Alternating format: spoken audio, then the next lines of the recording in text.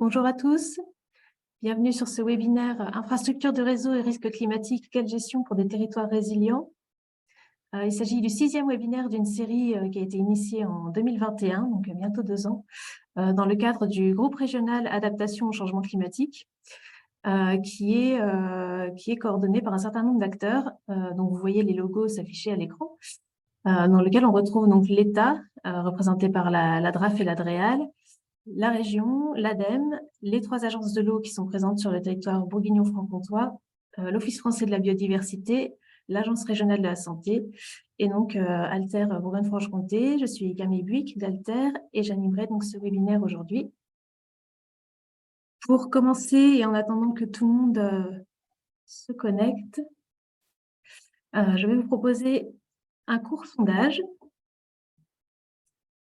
que je vous lance. Pour savoir simplement quelles sont vos attentes vis-à-vis du webinaire et puis voilà, voir parmi les participants quelle est la maîtrise du sujet sur ces sujets-là, climat et infrastructure. Alors, je vous invite à répondre aux questions posées, donc vos attentes par rapport à ce webinaire et puis pour vous, l'impact du changement climatique sur les infrastructures réseau. Est-ce que c'est quelque chose qui vous paraît important? Quel enjeu est-ce que ça revêt pour vous? Je vais bientôt clôturer le sondage. Je vois que presque tout le monde a pu répondre. Voilà, je vous partage les résultats. Donc, les inscrits à ce webinaire, on voit que on a un petit peu de tout. On a des gens qui connaissent un petit peu les enjeux, on a des gens qui découvrent en fait le sujet ou qui souhaitent approfondir leurs connaissances. C'est assez équilibré. Et puis, pour vous, l'impact du changement climatique sur les infrastructures réseau donc, est plutôt un enjeu majeur. C'est une bonne chose. On va voir que c'est le cas à travers les interventions d'aujourd'hui. Vous allez pouvoir approfondir ce sujet grâce à nos intervenants. On va pouvoir du coup démarrer. Je vais laisser la parole tout de suite à Monsieur Renaud Durand, donc, qui est directeur adjoint à la DREAL de Bourgogne-Franche-Comté, qui va pouvoir ouvrir ce webinaire. Monsieur Durand, je vous laisse la parole, je vous laisse activer votre micro. Merci beaucoup Camille. Bonjour à Camille, et bonjour surtout à toutes et à tous pour ce webinaire.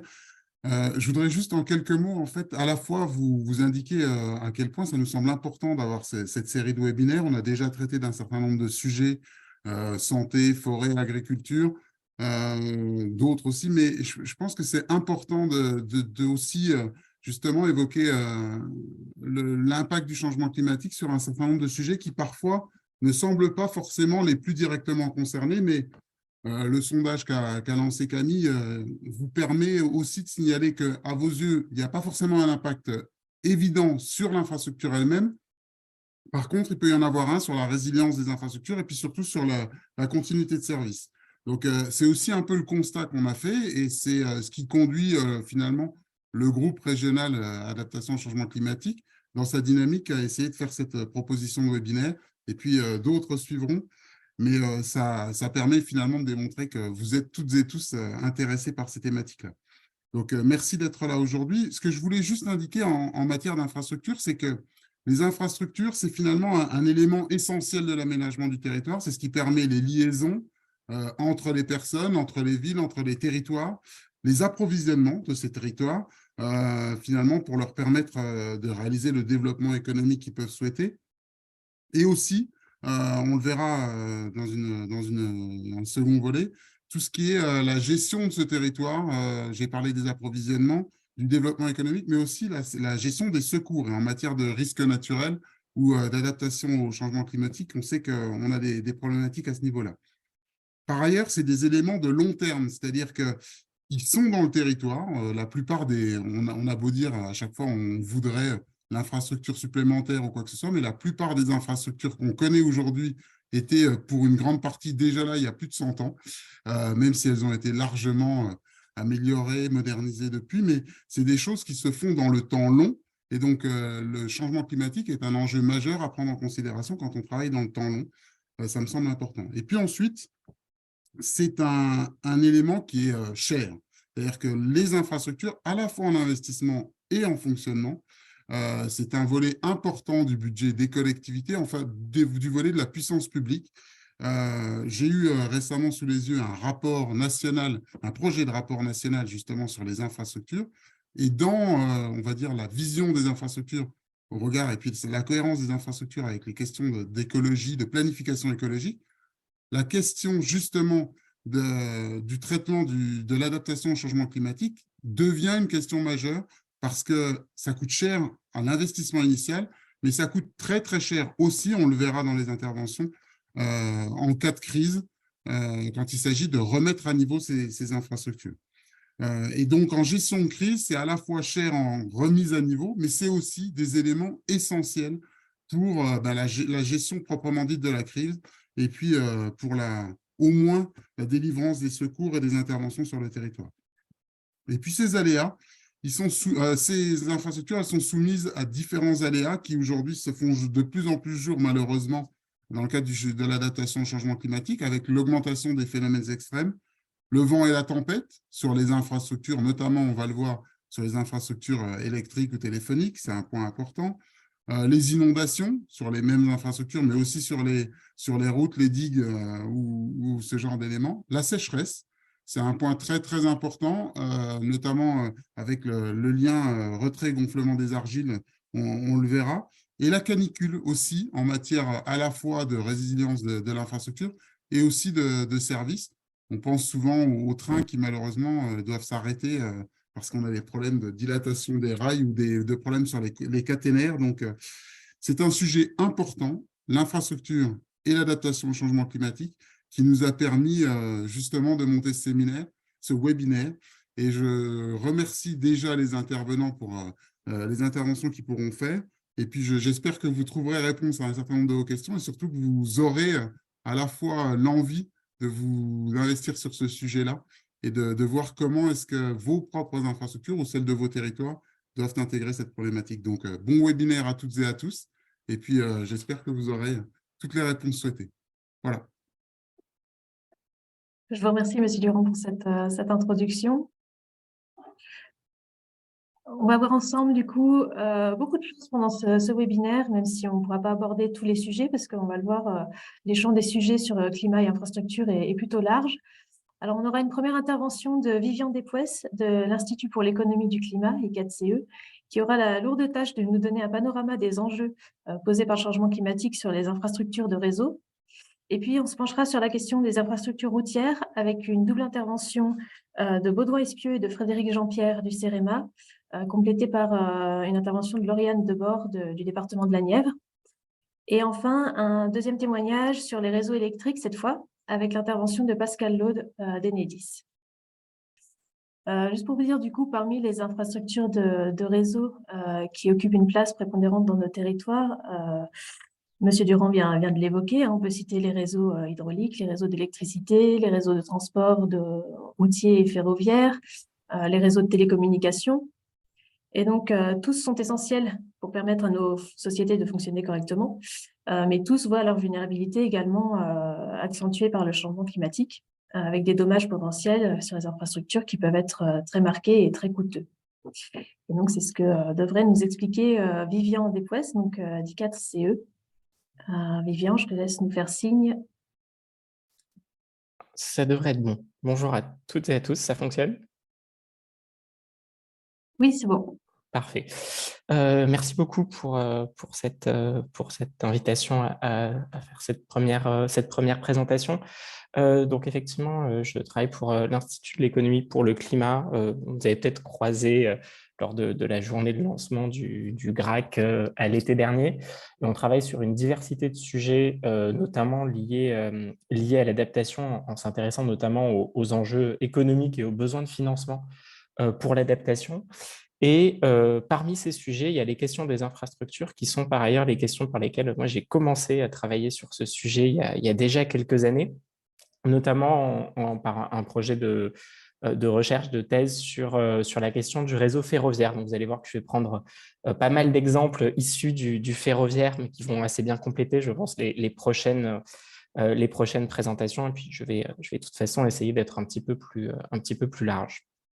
Alors, il y a une phrase, moi, qui m'avait beaucoup interpellé quand j'avais commencé à travailler sur ces sujets, c'était cette phrase d'un ancien PDG de la SNCF qui affirmait dans les années 70 que le système ferroviaire était relativement indifférent aux intempéries. Alors, j'imagine que vous êtes tous en train de vous rappeler de tous les moments où vous avez été bloqué dans un train pour des raisons de pluie, de feuilles mortes en automne, de tempêtes, de gel ou d'autres questions climatiques. Et effectivement, quand on regarde ce qui peut arriver à un réseau d'infrastructures comme le système ferroviaire du fait de conditions météo, on se dit qu'il n'est peut-être pas si indifférent aux intempéries. Alors, j'ai juste mis quelques images d'événements particulièrement marquants, alors qu'ils viennent plutôt du sud de la France où j'avais travaillé. Mais voilà, on voit que le système ferroviaire peut être très directement impacté par des questions d'incendie de forêt ou de végétation, notamment les systèmes électriques, qui peut être très impacté par la chaleur avec des phénomènes de rails spaghetti comme cela. Il peut être très impacté par des phénomènes de crues ou d'inondations avec des impacts immédiats sur les ouvrages d'art, par des chutes, par exemple d'arbres suite à une tempête, avec des images qui sont quand même assez impressionnantes. Encore une fois, par des inondations, pour montrer que ce n'est pas que dans certaines régions. Là, c'est des événements plus récents de ce qui s'était passé du côté de l'Allemagne, de la Belgique, il y a 2 ans, enfin 1 an et demi maintenant. Être aussi impacté par les vagues de chaleur et les canicules. C'est simplement un extrait du retour d'expérience qui avait été réalisé par les inspections générales de l'administration suite à la canicule de 2019, dans lesquelles les grands gestionnaires d'infrastructures, dont ceux des infrastructures de transport, avaient évalué quel avait été l'impact de ce phénomène-là sur leur activité. Et on voit qu'il y avait un impact quand même relativement significatif en termes de retard et de minutes perdues, qui est l'indicateur qui parle beaucoup à ces gestionnaires-là. Et donc, quand on a l'ensemble de ces exemples en tête, la phrase « le système ferroviaire est relativement indifférent aux intempéries » paraît assez paradoxale, alors qu'en fait, elle ne l'est pas tant que ça.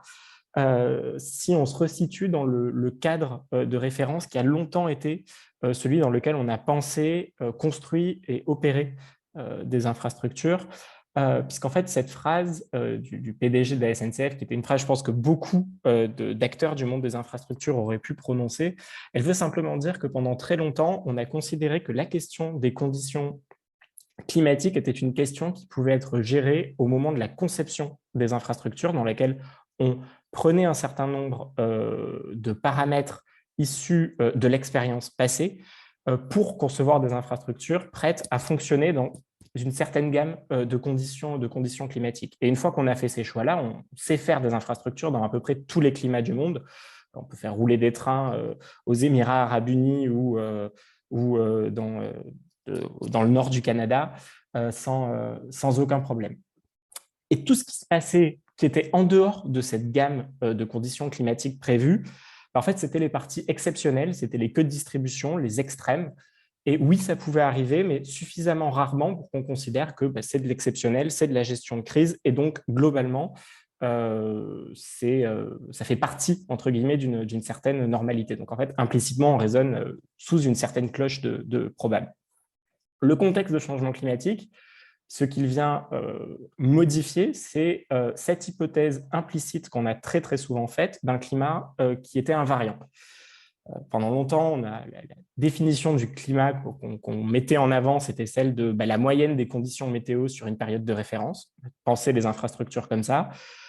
De plus en plus, il faut considérer le climat comme l'étendue qui n'est plus parfaitement connue des possibles météorologiques dans un contexte qui change. Et ça c'est quand même un nouveau mode et un nouveau monde de pensée pour quand on parle d'infrastructure. Et ce changement-là, il est plus ou moins bien compris, digéré par les opérateurs et les gestionnaires d'infrastructures en France. Et on observe une assez grande hétérogénéité dans cette bascule-là avec certains réseaux, je pense notamment aux réseaux électriques qui ont pris l'habitude peut-être un petit peu plus tôt à la fois de devoir gérer la variabilité climatique, par exemple avec la gestion de l'hydroélectricité, par exemple, qui dépendait beaucoup de la variabilité des pluies, et aussi qui avait l'habitude de gérer les faibles probabilités avec des questions, par exemple, de risque nucléaire, pour qui finalement ce changement de la manière de regarder les possibles et les probables a été peut-être un petit peu plus facile que sur d'autres réseaux qui restaient très déterministes comme les réseaux de transport. Alors la première étape, si on veut pouvoir s'approprier ces changements-là et rentrer dans ce nouveau mode de décision qu'impose le changement climatique, qui est vraiment une rupture de ce point de vue-là, mais la première chose, c'est d'être capable de mesurer et de suivre les liens qu'il y a entre ces réseaux d'infrastructures, ces équipements et les conditions climatiques. On le répète souvent, c'est assez connu comme phrase qu'en fait, on n'est pas capable de piloter ce qu'on ne mesure pas. Et ce qu'on constate sur ces questions de changement climatique quand on regarde comment les gestionnaires d'infrastructures s'y sont petit à petit intéressés, on voit qu'en fait, la première étape, c'est que comme le climat en tant que tel ne changeait pas, on ne le mesurait pas. Donc, on ne pouvait pas piloter ce qui était attenant. Et donc, les premières étapes sont souvent des étapes de retrouver les liens, de les réobjectiver, d'être à nouveau capable de les suivre entre les conditions climatiques et les paramètres de gestion et de performance de ces équipements-là. Quand j'ai commencé mes travaux avec SNCF en 2015, il n'existait pas, ou de manière très embryonnaire et imparfaite, de base de données qui étaient capables de corréler dans la gestion du système ferroviaire les incidents sur l'exploitation du réseau et les conditions climatiques et météorologiques. C'était beaucoup trop indirect, renseigné de manière très, très imparfaite. Et donc, les premières étapes pour réfléchir de comment on s'adapte au changement de cette situation-là étaient impossibles à faire, tout simplement, à passer. Et donc, les premières étapes ont été de retrouver ces capacités-là, et puis, petit à petit, de faire la partie analyse de comment ces liens entre l'infrastructure, le système technique et les conditions climatiques pouvaient évoluer, pouvaient être altérés dans un contexte de changement climatique. Et donc ça, c'est tous les travaux qu'on voit de plus en plus se développer d'analyse de la vulnérabilité des infrastructures. Et donc ça, c'est des choses dont je pense qu'on reparlera un petit peu après dans les prochaines présentations avec, par exemple, les travaux et les méthodologies qui ont été développés par le CEREMA pour faire ça.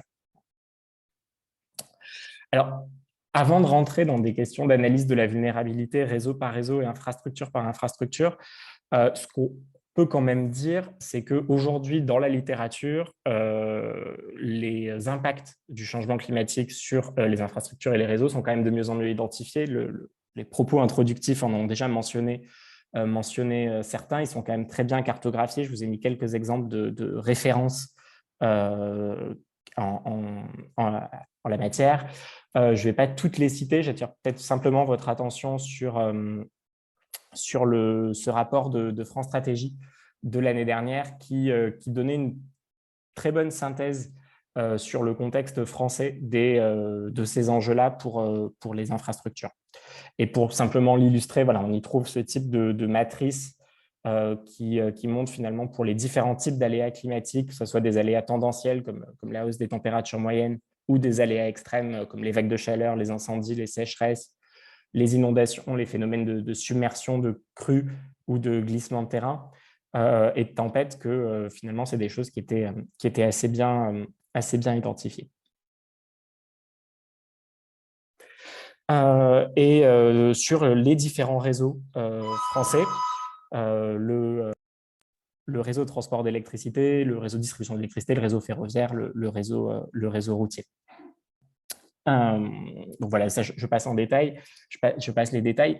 Donc ces impacts, ils sont bien identifiés et ils sont aussi de mieux en mieux chiffrés avec des analyses à différents niveaux de qu'est-ce que pourraient coûter aux différentes économies les impacts du changement climatique sur les infrastructures, avec dans ces travaux-là peut-être deux éléments importants à retenir. Le premier, c'est que ces coûts sont de toute façon en augmentation, et plus le climat changera, plus ces coûts seront en augmentation. Donc, ce qui est un argument de plus pour dire que tout ce qu'on peut faire pour limiter le changement climatique sera important aussi pour les infrastructures.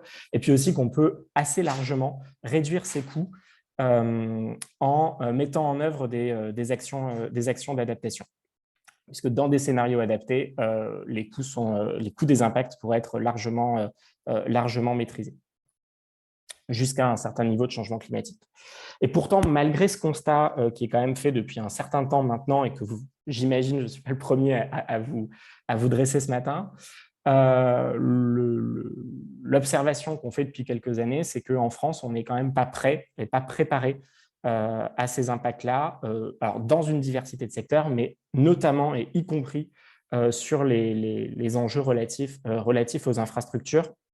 Il y a 2 ans, quand on avait fait l'analyse de la manière dont l'adaptation était traitée dans l'analyse environnementale du budget de l'État, qui est ce rapport que publie Bercy depuis 3 ans maintenant, pour voir comment les dépenses publiques contribuent aux différents objectifs environnementaux. En fait, on voit que la question des infrastructures était quasiment pas identifiée, puisque le gros des dépenses publiques en matière d'infrastructures était noté, évalué comme étant neutre d'un point de vue de l'adaptation, alors même qu'il y a d'énormes enjeux. Il y a d'énormes enjeux derrière. Et donc, c'est un peu ce que je vais essayer de montrer maintenant. Le premier de ces enjeux, il est que finalement, le plus grand levier qu'on a d'adapter nos systèmes d'infrastructure, c'est de tenir compte du nouveau contexte, qui est ce contexte de climat qui n'est plus stable, qui est variant, avec des projections, et donc une certaine quantité d'informations sur les futurs des conditions climatiques, à chaque fois qu'on intervient de manière assez structurelle sur les réseaux. Et donc ça, c'est quand on développe des nouvelles infrastructures. Il y en a encore quelques-unes qui sont construites, mais dans le contexte actuel, c'est surtout quand on va avoir des opérations de modernisation, de renouvellement des infrastructures. Comme c'était rappelé tout à l'heure, on a des réseaux qui commencent à être assez anciens et donc qui ont des gros besoins de renouvellement. Donc on est dans des moments où on va beaucoup investir pour les infrastructures. On va notamment beaucoup investir pour la transition énergétique. Et donc le premier levier, le premier enjeu, c'est de faire en sorte que quand on investit, on tient compte du contexte de changement climatique. On regarde les projections climatiques, on regarde les différents scénarios et on prend en compte l'étendue des possibles et plus seulement la moyenne ou l'historique. Et ça, alors ça peut paraître du bon sens, mais en fait, on n'y est pas du tout aujourd'hui. Et il y a encore énormément de programmes d'investissement qui n'ont pas ce critère-là et qui continuent d'appliquer des référentiels, des critères, des standards qui sont ceux d'un monde sans changement climatique. Donc, première chose à faire, c'est d'interpeller à chaque fois qu'on intervient sur les infrastructures sur cet aspect-là. Une fois qu'on a dit ça, il y a tout un tas de réponses qui peuvent être apportées, notamment les premières auxquelles on pense sont les réponses techniques. Et effectivement, globalement, quand on pose la question de l'adaptation des infrastructures, on n'est pas dans des situations où on ne saurait pas comment faire. La question technique, elle est en fait beaucoup plus simple que, par exemple, si on devait changer de ressources énergétiques pour les transports, qui sont des questions qu'on se pose par ailleurs pour de très bonnes raisons. En matière d'adaptation, globalement, on sait faire. On sait faire des infrastructures robustes, on sait faire des infrastructures résilientes, on sait faire des infrastructures qui résistent à beaucoup de choses, à condition de bien définir les cahiers des charges, pour le dire assez simplement. Et donc, il existe tout un tas de réponses techniques, technologiques, qui sont les premières auxquelles on pense, pour soit prévenir, donc au moment où on construit ou on rénove, comme je le disais, soit, si on ne l'a pas fait à ces moments-là, intervenir de manière palliative. Alors, c'est souvent plus cher, ça demande de prioriser, notamment les points chauds de vulnérabilité qui vont être identifiés au cours des études de vulnérabilité, mais globalement, on sait faire. Ça peut vouloir dire faire des choix de matériaux ou de technologies qui vont accepter des gammes de température plus larges, qui vont permettre, surdimensionner des systèmes de drainage, par exemple, avoir des marges de sécurité sur les choix qui sont faits, prévoir des redondances sur les réseaux, qui est quand même un des gros axes de résilience. S'il y a une partie du réseau de l'équipement qui se trouve être en défaut, le service peut continuer par ailleurs. Les réponses techniques, on les connaît, la question c'est d'arriver à les implémenter. On se focalise beaucoup sur ces questions techniques. Dès qu'on parle d'infrastructure, on pense à des questions qui sont des questions d'ingénieurs d'abord, et c'est normal, mais ce n'est pas que ça. L'adaptation des infrastructures, c'est aussi une énorme question d'organisation et de choix stratégiques qui vont être faits déjà pour décider à quel niveau on va adapter l'infrastructure. On peut le faire en conception, c'est souvent le plus efficace, c'est souvent là où on a les plus grandes marges de manœuvre et où on peut optimiser les choses. Mais parfois, ça peut être jugé comme trop coûteux. On est quand même dans des moments où il faut prioriser un certain nombre d'investissements, par exemple sur le réseau ferroviaire, où il y a des retards de modernisation assez lourds. Donc, peut-être qu'on pourra faire le choix, qui pourra se défendre, de ne pas tout faire, de ne pas rendre hyper robuste l'intégralité des réseaux, parce que ça serait trop coûteux et qu'on est dans des moments où on ne pourra pas le faire. Et dans ces cas-là, on déporte les choix d'adaptation à d'autres moments, dans la maintenance, par exemple. Là, peut-être qu'il y a des choses où si on ne rend pas les infrastructures plus résistantes à des stress climatiques plus grands, peut-être qu'il va falloir raccourcir les cycles de maintenance et faire en sorte qu'on revient plus souvent sur des composantes de l'infrastructure qui peuvent être vulnérables. On peut aussi le reporter en exploitation et dire on accepte un certain degré de risque résiduel dans l'infrastructure, mais par contre, quand ces conditions climatiques se présentent, eh bien, on prend des mesures, par exemple, de réduction de vitesse si on est sur des systèmes de transport, voire d'annulation de certaines circulations, parce que dans ces conditions-là, on préfère gérer les risques de cette manière-là. Ça peut tout à fait être acceptable. Ou alors des solutions carrément de gestion de crise, de dire en fait, on accepte d'aller jusqu'à la situation de crise et de la gérer autrement. Et là, on voit qu'il peut y avoir des approches assez différentes avec du côté des infrastructures électriques, par exemple, énormément de travaux qui ont été faits par Enedis sur le sujet, de prépositionner sur le territoire des moyens d'intervention, des groupes électrogènes de secours, de faire tout un tas de travaux pour dire en fait, il y a des choses où on n'évitera pas la crise. Par contre, si elle arrive, on va être le plus résilient possible. Donc, on voit que derrière ça, il y a des questions dans l'adaptation qui se posent aux gestionnaires, aux opérateurs des réseaux et d'infrastructures eux-mêmes. Et en fait, très vite, on va sur des questions qui sont des questions beaucoup plus de politique publique et de choix collectifs. Si on dit que dans certaines situations, on préfère dire qu'on agit de manière préventive en réduisant, par exemple, la vitesse ou en acceptant des conditions de service dégradées, que c'est un choix collectif, que c'est la meilleure adaptation possible, on voit que ça impacte les usagers, que ça impacte l'ensemble des activités d'un territoire. Et donc, c'est des choses dont il faut pouvoir collectivement discuter. Voilà là-dessus. C'est aussi quelque chose dont il faut pouvoir collectivement discuter parce que les infrastructures sont interdépendantes entre elles. Les systèmes de transport dépendent des réseaux électriques, des réseaux de télécommunications, par exemple. Et que cette question des interdépendances, aujourd'hui, elle est assez imparfaitement traitée. C'était un des points importants notés dans le rapport de France Stratégie que je citais, que je vous encourage vraiment à lire, qui est une des dimensions qui, en plus, pour ce qui nous intéresse ce matin, est particulièrement importante à traiter à l'échelle territoriale, puisque le premier enjeu en termes de gestion des interdépendances, c'est d'avoir les bons espaces de gouvernance où en discuter, où se mettre d'accord, où échanger de l'information. Donc voilà, dans ce document, vous trouvez les types d'interdépendances critiques qu'il faudrait pouvoir traiter et pour lesquels il faut pouvoir arriver à se coordonner.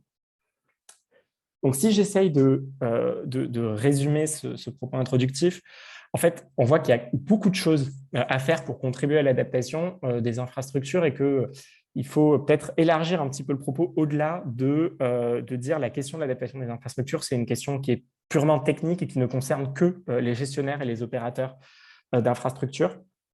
La première chose, c'est effectivement d'interpeller notamment ces acteurs-là sur le fait qu'on est dans un nouveau contexte et qu'on leur demande d'intégrer ces éléments-là et donc on leur demande qu'ils communiquent peut-être mieux sur ce qu'ils font. Alors, il y a des pays, par exemple le Royaume-Uni, où il y a des obligations de reporting des gestionnaires d'infrastructures qui permettent de nourrir les choix collectifs. On n'en a pas forcément en France pour l'instant, mais on peut déjà demander des choses.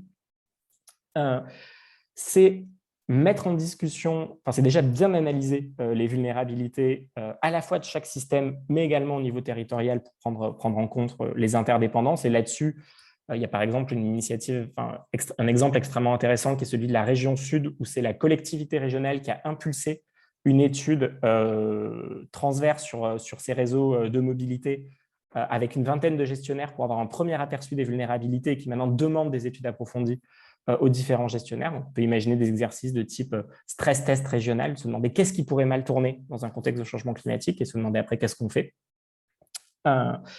Ensuite, il faut que ce soit une question qui soit vraiment mise en discussion. Et donc, c'est quand même des questions qui peuvent être assez stratégiques sur un territoire, donc qui demandent à être portées par les différents décideurs et notamment par les élus, qui demandent des travaux de prospective, puisque quelque part, la question centrale, c'est qu'est-ce qu'on veut maintenir comme niveau de service sur ces infrastructures, qu'est-ce qu'on attend de ces infrastructures, quel est le niveau de risque que collectivement on accepte. Et donc ça, il faut se projeter dans les différents usages dans un contexte de changement climatique. Donc, c'est des discussions à avoir aussi avec les usagers de ces infrastructures-là.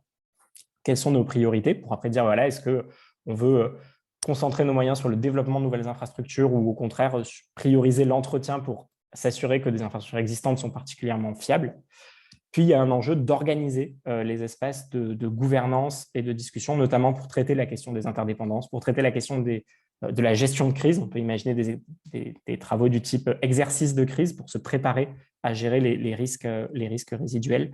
Et puis après, sur la base de tout ça, on peut programmer les dépenses, les interventions dans la gestion patrimoniale, notamment des réseaux, et donc inscrire cette discussion dans les discussions budgétaires, tant de développement que de maintenance des infrastructures. Voilà, je pense que je vais m'arrêter là. Je vous ai mis quelques travaux de référence pour approfondir sur ces sujets, notamment la deuxième partie de la slide, là, qui sont les différents grands rapports qui existent sur le sujet. Je vous remercie. Merci beaucoup, Vivian. Je vois qu'il n'y a pas particulièrement de questions dans le module, donc si vous en avez, n'hésitez pas à les poser dans le module questions-réponses. Moi, j'avais quand même une question. Tu as dit que on ne prenait pas assez en compte l'adaptation globalement sur les infrastructures, alors que les solutions techniques existent. Ça tient à quoi, à ton avis? Est-ce que c'est plus un problème d'acculturation, sensibilisation des gestionnaires, ou est-ce que c'est une question de surcoût éventuel qu'il pourrait y avoir à prendre en compte ces enjeux-là? C'est vrai que je n'ai pas parlé de surcoût.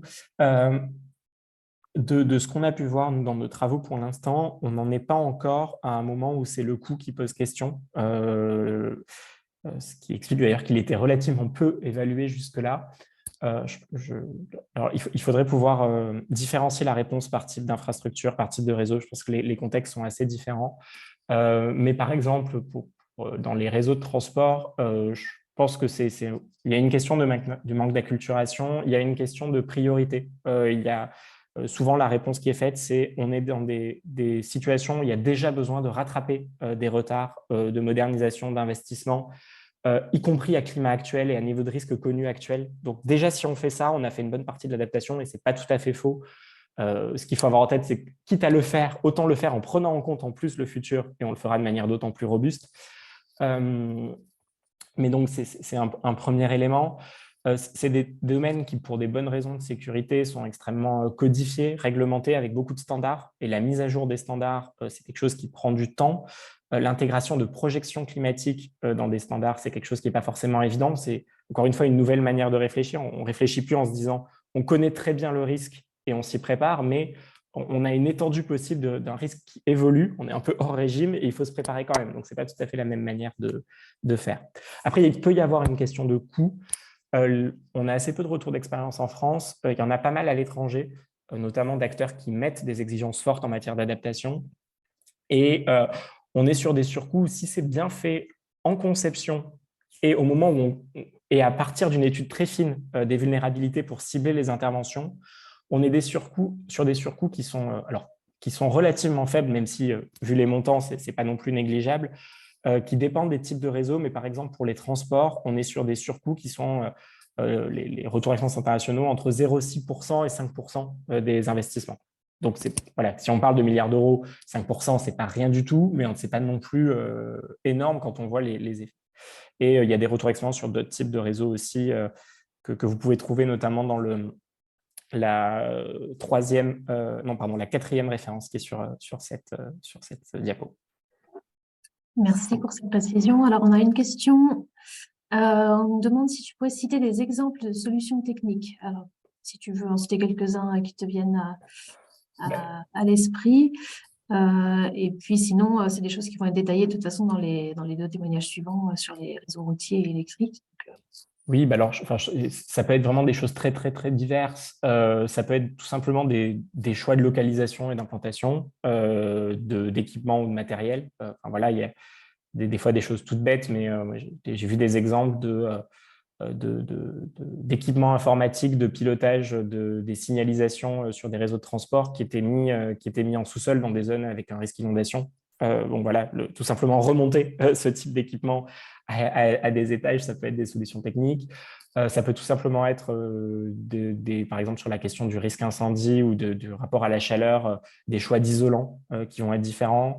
Sur la question des inondations, ça peut être des questions de dimensionnement de systèmes de drainage. Voilà, on l'a dimensionné pour certains flux d'eau. Si on considère que, par exemple, dans le sud de la France, les crues intenses pourraient être plus fréquentes ou plus importantes, ben on dimensionne un peu plus les tuyaux. Ça peut être des questions de choix qui sont faits dans les gammes dans lesquelles sont utilisables des groupes climatiseurs sur des matériels roulants. Par exemple, si je reste sur le transport, sur les réseaux électriques, ça peut être des choix d'enterrer certaines lignes. Enfin voilà, c'est des choses vraiment très, très diverses. Puis après, ça va aussi être des choix de technologie. Il y en a qui peuvent être plus robustes que d'autres, plus résilientes que d'autres. On peut aussi imaginer des choix de conception qui vont être évolutifs. Par exemple, de dire, en fait, on prévoit que certains dispositifs pourront être renforcés si, je ne sais pas si on est sur des questions d'infrastructure, alors ce n'est pas trop le cas en Bourgogne-Franche-Comté, mais d'infrastructure sur les littoraux, de dire que voilà, au fur et à mesure que le trait de côte va reculer, on est capable de petit à petit augmenter le niveau de protection de certaines infrastructures, ce genre de choses. merci beaucoup, Vivian. Merci à vous. Alors, on l'a vu, le changement climatique impacte tous les types de réseaux, dont les réseaux routiers, qu'on a largement évoqués déjà, et qui sont particulièrement exposés à un certain nombre de risques. Et dans notre région, on a par exemple des zones qui sont exposées au risque de retrait-gonflement des argiles, qu'on va pouvoir évoquer tout de suite avec le CEREMA, qui est un risque retrait-gonflement des argiles qui est exacerbé par la sécheresse.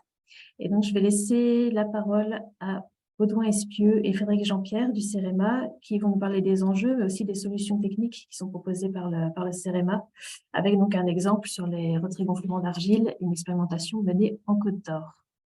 Messieurs, je vous laisse activer vos caméras et vos micros et partager votre diapositive. Bonjour à tous, merci. Merci de nous solliciter pour cette intervention. J'espère que vous m'entendez bien. L'agence a contacté CEREMA pour vous présenter ce que nous proposons en termes d'accompagnement des gestionnaires pour une gestion des réseaux routiers face au changement climatique, la prise en compte de ces enjeux. Donc, on va faire une intervention en binôme avec Frédéric Jean-Pierre. Si on se présente très rapidement, nous sommes tous les deux à l'agence d'Autun du CEREMA dans le groupe infrastructure routière. Et donc, on travaille essentiellement dans l'accompagnement des gestionnaires, dans la gestion de leurs projets routiers, de la géotechnique routière, donc les projets de terrassement, les aménagements avant travaux, à la gestion d'un réseau routier existant. Voilà. Ce que je vous propose, c'est que on va présenter d'abord l'approche proposée par le CEREMA aux gestionnaires d'infrastructures de transport, en rappelant un peu la définition. Donc, il y aura un peu de la redite avec ce qui vous a été présenté juste avant. Pourquoi et comment, voilà, quelles sont les actions que le CEREMA peut proposer, qui sont de différents types d'actions. Tout d'abord, donc, on va partir sur une notion, une définition de ce qu'est la résilience. Donc, c'est à partir de cette définition-là que le CEREMA a établi tout son travail, toute son approche méthodologique de l'analyse de la résilience des infrastructures au changement climatique.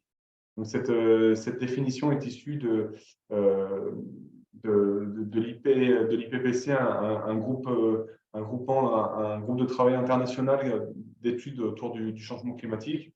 Donc, je vais redire ce qui est marqué, la résilience, c'est cette capacité d'un système social, économique ou écologique à faire face à une perturbation, une tendance ou un événement dangereux. Voilà.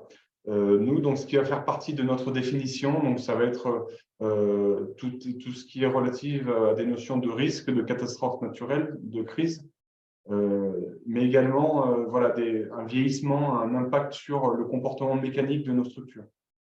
Il faut aussi noter ce qu'on entend par adaptation au changement climatique, qui n'est pas d'empêcher l'inévitable, mais plutôt de le gérer. Alors pourquoi? Parce qu'en fait, l'inévitable, on ne peut pas l'empêcher. Hein. Un glissement de terrain, on ne pourra pas l'empêcher. On pense essentiellement dans les enjeux du changement climatique, on a de suite en tête les catastrophes naturelles. Hein, donc voilà des différents exemples qui vous sont proposés ici, qui ont concerné, qui ont impacté la région Bourgogne-Franche-Comté, mais pas que. Hein. L'incendie concerne le sud de la France et le réseau de la dire Méditerranée. Donc, on pense à des notions de catastrophes naturelles. On ne pense pas forcément en première approche les notions de modification de comportement des matériaux de chaussée, un vieillissement accéléré dû au cycle, à la fois au cycle de gel-dégel qui vont pouvoir être intensifiés au cours d'une année, mais également l'apparition de fortes températures plus tôt dans la saison et de manière cyclique également. D'autres exemples d'impact direct, donc c'est les problématiques d'assainissement et la gestion des réseaux d'assainissement à proximité immédiate des infrastructures routières. Si on recense de manière rapide les enjeux de la résilience au changement climatique, donc c'est la prise en compte, l'étude des impacts sur les infrastructures, des impacts directs, mais également sur tout ce qui est en lien avec la gestion de ces infrastructures routières. Je fais une redite par rapport aux propos que M. Despois a évoqués. Voilà, mais donc, voilà, les impacts sur la gestion, les impacts sur les budgets, et également donc, voilà, sur les usagers, sur les territoires. En somme, la prise en compte de la résilience au changement climatique des infrastructures routières, c'est en fait une étude, une approche systémique du territoire. L'objectif, donc, ça va être de limiter ces impacts en adaptant des solutions techniques. La démarche proposée par le CEREMA va être de manière un peu raisonnée, un accompagnement des gestionnaires sur la priorisation des solutions d'adaptation, améliorer la politique et les stratégies de gestion, optimiser les dépenses budgétaires avec pour objectif final d'améliorer la résilience du réseau routier au changement climatique. Cet accompagnement des gestionnaires, le CEREMA le propose sous trois offres complémentaires, deux pour lesquelles on a un certain retour d'expérience qui commence à être assez cossu autour du diagnostic des vulnérabilités aux aléas climatiques actuels et futurs. Donc, le département de la Nièvre présentera succinctement un travail qui a été mené en 2019 par le CEREMA d'accompagnement du département à ce sujet. Également, l'élaboration de stratégies d'adaptation et donc une dernière approche qui est en cours de construction sur la position vraiment de gestion intégrée des patrimoines d'infrastructures de transport, avec dans la notion de gestion intégrée, la notion à la fois en fait, une notion systémique où on prend en compte à la fois différentes catégories de réseaux et d'infrastructures de transport, le réseau routier, mais également les ouvrages ou les murs de soutènement, tout l'environnement immédiat de la chaussée, mais également les problématiques de résilience de ce réseau au changement climatique. Dans ces trois offres complémentaires, on a un travail qui se fait sous forme d'accompagnement des maîtres d'ouvrage, mais également donc, avec un accompagnement et l'établissement de rapports concrets, mais également sous forme de sensibilisation, de formation et de communication. la première approche que l'on peut proposer aux gestionnaires, c'est le diagnostic, un accompagnement des gestionnaires de réseaux routiers dans le diagnostic des vulnérabilités aux aléas climatiques actuels et futurs. L'objectif de cette démarche, c'est d'établir en fait un diagnostic raisonné et quantifié de la vulnérabilité du réseau aux aléas climatiques. Et ensuite, une fois que ce process de quantification a été établi, de les prioriser pour ensuite adapter des solutions et les programmer en fonction de l'importance de chaque des différents aléas climatiques impactant le réseau routier. Donc, c'est un travail qui a été mené en 2019, d'accompagnement pour du département de la Nièvre. L'objectif du département sera présenté de manière plus précise tout à l'heure. L'idée du département, c'était d'accompagner les modes de fonctionnement et les politiques sectorielles de la Nièvre au regard de ce changement climatique. Et le rôle du CEREMA a été de porter cet accompagnement pour avoir une vision macro de l'impact du territoire de la Nièvre aux aléas climatiques, avec quelques focus, notamment sur le réseau routier. Voilà, donc l'analyse, voilà, donc c'est une démarche qui s'est faite en 3 étapes qui vous sont présentées là. D'analyse des évolutions climatiques attendues, l'analyse de ses impacts potentiels, et puis un appui à la définition d'une stratégie d'adaptation. En plus d'un diagnostic sur la vulnérabilité des infrastructures routières, qui est l'étape principale, les missions du CEREMA vont être aussi de tester des solutions d'adaptation. Vous avez là en fait une diapo qui est vide, puisque ça va être la proposition dans un second temps de la présentation donc de Frédéric Jean-Pierre de vous présenter un exemple de solutions d'adaptation qu'on peut proposer. Elles sont diverses et variées, on pourra revenir ensuite dessus, mais donc on intervient à la fois soit sur des problématiques un peu d'innovation, mais ça peut être aussi sur des problématiques de modification de gestion de réseau et de programmation de type de travaux proposés.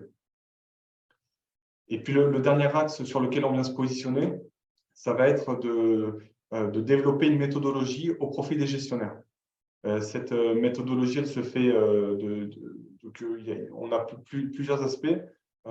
Le premier, ça va être de mieux connaître les impacts des aléas climatiques et de leurs variations sur les infrastructures routières. Parce que, donc voilà, ce que je vous disais tout à l'heure, donc notamment l'effet des augmentations de cycles de température extrêmes et pouvant être voilà, se répéter de manière périodique et au cours d'une année, que ce soit dans les températures, les fortes températures, mais également les cycles de gel-dégel, les températures, les basses températures. Et puis la deuxième approche méthodologique que le CEREMA est en train de développer, est en cours de construction, c'est de développer une approche globale de gestion des réseaux routiers en y intégrant cette problématique de résilience, d'amélioration de la résilience de l'infrastructure de réseau au changement climatique, avec, dans ce que je vous disais, l'objectif étant d'avoir une approche systémique. Donc, accompagner les gestionnaires pour avoir une méthode de gestion raisonnée de leur réseau routier, donc pour mieux optimiser la répartition budgétaire dans leur programme d'intervention, tout en prenant en compte également cette problématique de résilience au changement climatique de leurs infrastructures. Voilà, j'en ai fini pour ce petit préambule d'introduction sur voilà, ce que va proposer le CEREMA. Vous pouvez noter, si vous le souhaitez, les différents interlocuteurs que vous pouvez rencontrer, que vous pouvez solliciter en région Bourgogne-Franche-Comté, avec des approches un peu différentes. Sur le volet méthodologie globale, donc Marie-Colin Thomas Plantier, Frédéric Jean-Pierre et moi-même sur un aspect technique à mettre en œuvre, que ce soit de l'innovation ou de l'amélioration des matériaux ou des techniques proposées au quotidien, sur une approche évaluation de la vulnérabilité d'un réseau, donc sur une approche réseau. Vous pouvez contacter 2 personnes, Cédric Jacquemou sur la partie infrastructure routière et Anne Hilleray sur le volet à vulnérabilité d'un territoire. Et je vais laisser maintenant la parole à Frédéric Jean-Pierre. Je vous remercie. Bonjour à tous. Donc, merci pour cette invitation, en tout cas, de nous permettre de présenter un petit peu ce qu'on propose au CEREMA en termes de travaux et autres. Donc, moi, je vais aller plutôt dans le concret, hein. Je vais vous présenter une expérimentation qui est en cours, en fait, donc à l'agence d'Autun du CEREMA, en partenariat avec le CD21, donc une expérimentation sur le phénomène de retrait-gonflement des argiles. Donc, c'est un contrat recherche et développement avec le CD21. Je vais vous présenter rapidement le phénomène de retrait-gonflement, mais bon, voilà, c'est succinctement, on va dire, l'opération, un petit peu comment on a diagnostiqué les choses, et puis les solutions qu'on a envisagées à mettre en œuvre, et puis quelques illustrations des premiers travaux qui ont été menés donc en cette fin d'année, en novembre 2000, enfin l'année dernière, pardon, en cette fin 2022, voilà. Donc, je suis désolé, la qualité n'est pas formidable. J'ai récupéré ce petit schéma donc, qui illustre un petit peu finalement l'impact du retrait-gonflement des argiles sur une infrastructure. Donc, à savoir qu'on est plutôt, l'impact du RGA, c'est plutôt dans des cas d'infrastructures de type secondaire avec une faible structure de chaussée et autres. Dans le cadre de routes nationales ou autoroutes, on a rarement ce type de phénomène. Mais bon, ça intéresse fortement les conseils départementaux, puisque ces conseils départementaux gèrent une grosse partie ont dans leur réseau une grosse partie de réseaux secondaires de ce type-là. Donc, en fait, le phénomène, donc voilà, au départ, on a une chaussée classique reposant sur un massif de fondation argileux. Et puis, il commence à y avoir une période de sécheresse. Donc forcément, les variations hydriques des argiles vont faire varier leur volume, etc.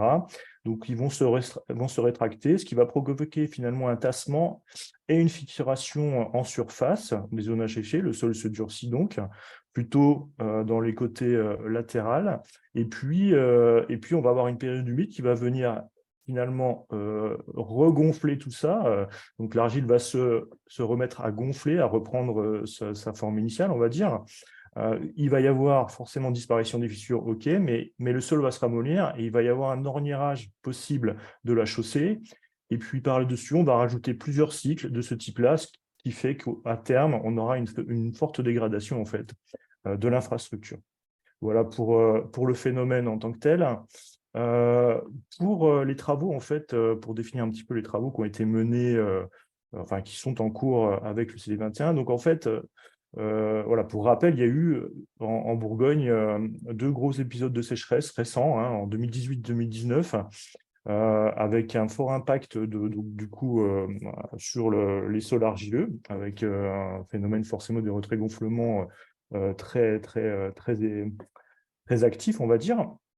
Et puis, donc, un effet de dégradation des chaussées qui a été observé par le département de Côte-d'Or sur ces infrastructures, ce qui l'a finalement poussé à venir nous contacter, en sachant qu'ils étaient au courant du fait qu'au sein du CEREMA, on a une outil qui s'appelle l'Observatoire des routes sinistrées par la sécheresse, qui travaille sur ce sujet depuis de plusieurs années, donc qui a fait pas mal de publications. Donc, du coup, par ce biais-là, ils sont venus nous chercher, donc en la personne de Jean-Paul Mouchet du CD21, qui nous connaissait auparavant pour d'autres échanges sur des infrastructures. Donc en juillet 2021, on a passé un contrat R&D avec le CD21, donc un partenariat, 50-50, 60-40, enfin voilà. Et puis on a le CD21, l'avantage, c'est que le CD21 a déjà fait un gros travail sur le recensement de ces infrastructures impactées par le phénomène. Du coup, on avait déjà finalement 2 sites qui ressortaient. Donc, le site, c'est sur la RD9, donc à Juilly-Pouynay et puis à Flavigny-sur-Ozevin. donc sur la RD9, une petite départementale faiblement structurée, donc. Ce qui nous a permis de tout de suite aller vérifier et regarder. Voilà. Donc, je représente rapidement, mais bon, voilà, on est dans ce secteur-là, donc Semur-en-Auxois, et puis la RD9 est ici, en fait, hein, Juilly, voilà, jusqu'à Flavigny-sur-Ezrin, et puis les deux sites sont localisés ici et ici. Voilà. Donc, pour faire court, description géologique, je ne vais pas rentrer dans le détail, mais on est dans des schistes cartons, dans le Trias, en fait, voilà. Et dans ce type de sol, généralement, on a des argiles qui sont quand même plutôt sensibles au retrait-gonflement. Donc, après analyse de ces deux sites, les fissurations constatées, etc., on se doute qu'il y a quand même fortement, potentiellement, un phénomène de retrait-gonflement d'argile sur ces deux sites. Idem pour Flavigny-sur-Ozrin, où là, on a des fissurations latérales. On a pas mal de végétation aussi qui viennent finalement accélérer finalement la sécheresse en venant pomper l'eau sous les accotements. Enfin voilà, donc ces deux sites nous paraissaient plutôt pas mal pour faire cette opération-là. Donc du coup, on a proposé donc une expérimentation de CD 21, on s'est mis d'accord, et en 4 phases finalement, avec un diagnostic préalable. Forcément, on va quand même vérifier qu'on est bien dans un cas de sensibilité au RGA. On va interpréter les résultats et puis on va proposer des solutions. Donc ces deux parties-là ont été déjà faites. Et puis on vient mettre en œuvre les solutions. On commence d'ailleurs, donc on l'a fait en fin d'année là, et puis on va continuer en avril de cette année, puisqu'on est obligé de phaser un peu les travaux compte tenu des contraintes de circulation. Et puis, on va avoir un suivi de la chaussée, sa vie, vérifier. Enfin, voilà, je vous en parlerai après, sur 5 ans. Donc, le diagnostic, hein, on va dire que c'est bestial, c'est pour des terrassiers. Donc, en fait, c'est juste, finalement, prélever, venir faire des sondages de sol sur les accotements. On ne va pas tout de suite déstructurer la chaussée, forcément. On va caractériser les sols en place par des essais en laboratoire. Là, sur ce sujet-là, on peut faire beaucoup de choses, hein, mais là, on se doutait bien qu'on avait quand même déjà des sols sensibles. Donc, on s'est limité à faire des essais simples en laboratoire de type limite d'Atterberg, ce qui nous permet d'avoir en fait un indice de plasticité des sols, une limite de liquidité, une limite de plasticité. Et en fonction des classes, voilà, il y a eu un guide de l'IFSTAR qui a un petit peu permis de classer la sensibilité des argiles. Et donc, à partir de l'indice de plasticité et puis de la limite de liquidité, on arrive à classer en fait ces sols. Donc, la conclusion était qu'on était bien dans des argiles sensibles au phénomène de retrait-gonflement au vu des résultats qu'on avait de nos essais en laboratoire. Donc, alors, à savoir que des solutions, il y en existe pas mal. En fait, classiquement, on peut jouer sur plusieurs choses. On peut jouer sur traiter en fait directement les conséquences, c'est-à-dire qu'on vient réparer, on vient remettre des géogrilles éventuellement pour éviter les fissurations, les remontées de fissures. On peut traiter les causes directement qui accentuent, c'est-à-dire la sécheresse, comment on peut la gérer. La variation hydrique, peut-être en confinant latéralement la chaussée, en étanchéifiant les accotements. Ça, c'est une deuxième piste d'expérimentation. Les catégories 2, hein, voilà, ces catégories-là sont plus en expérimentation. Et puis aussi, on peut jouer directement sur les causes. Alors là, on vient injecter des résines éventuellement dans les argiles. On peut venir injecter des solutions anioniques, qui vont finalement modifier la chimie du sol et stopper en fait les phénomènes d'échange d'eau dans les argiles, etc., ce qui permet d'éviter les retraits-gonflements d'argile. Dans le cadre de cette expérimentation, on a choisi deux choses. Une première chose où on va jouer sur les causes. Donc, on va essayer de créer une étanchéification horizontale sur le premier site. Et puis, pour comparaison, on va réaliser une petite purge et une mise en œuvre de géogrilles de type polypropylène. À savoir que le géogris, pour l'instant, c'est vrai qu'on n'a pas un retour très intéressant là-dessus, mais c'est quand même pour essayer de tester une solution classique de réparation et puis une solution un petit peu plus expérimentale, innovante en fait d'étanchéification horizontale. Et puis une deuxième planche test où là, en fonction de contraintes géométriques, on pouvait coupler l'étanchéification horizontale avec un encapsulage. Donc on s'est permis de le faire pour tester les choses. Et puis on va, pareil, comparer ça avec mise en place d'une géogrille, mais par contre là de type métallique.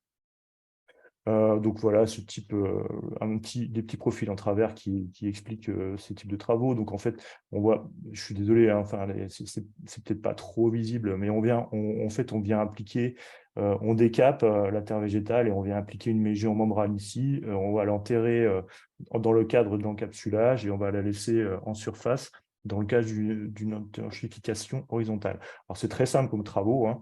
Et en fait, les premiers résultats qu'on a, parce que je vous présenterai plus tard, mais en fait, on n'est pas les seuls à tester ça au sein du CEREMA. Et les premiers retours sont plutôt pas mal pour des travaux qui finalement présentent un moindre coût. Et puis, une réparation classique avec, on vient refaire la structure de chaussée, etc. On implante une géogrille en fait entre la couche de forme et la structure de chaussée et on regarde ce qui se passe dans le temps. On va suivre, donc, comme je le disais, ce type d'expérimentation par un suivi topographique pour voir forcément les déformations de la chaussée, voir si on a à nouveau des apparitions de fissures et autres.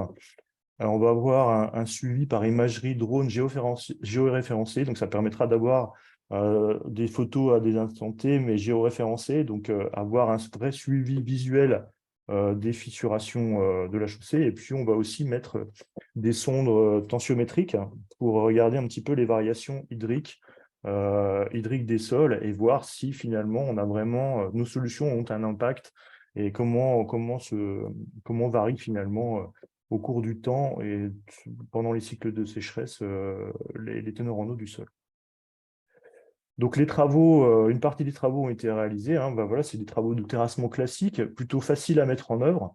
On va venir décaper la terre végétale, on va mettre en place donc une géomembrane hein, d'une forte épaisseur. Hein, voilà, c'est un peu la partie difficile, c'est de dérouler et de mettre en œuvre la géomembrane, mais sinon, classiquement, c'est quand même pas très compliqué à mettre en œuvre.